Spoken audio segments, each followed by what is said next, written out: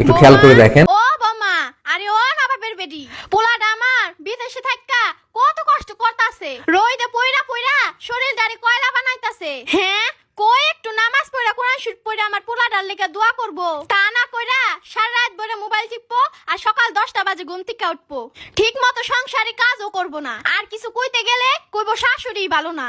আরে যা কই তোমাকে ভালো লেগাই কই, মায়েরা কোনোদিন সন্তানের খারাপ চায় না।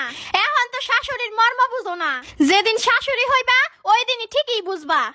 আচ্ছা আম্মা, সারাদিন আপনার বকবক করা ছাড়া কোনো কাম নাই? কি ভাবছেন আমি আপনার এই বকবক শুনে বিরক্ত হমু, আপনার মনে কষ্ট দিমু আর আপনার পোলার কাছে আপনারে খারাপ বানামু? না আম্মা, বাপের বাড়িতে এইভাবে মোবাইল চালাইলে দেরিতে ঘুম থেকে উঠলে মায়ও বকবক করতো, শাসন করতো। কই তখন তো আমি মায়ের বদনাম কারো কাছে করতাম না, বরঞ্চ একটু পরে সব ভুইলা যাইয়া মায়েরে জড়াইয়া ধরতাম, একসাথে বইসা ভাত খাইতাম।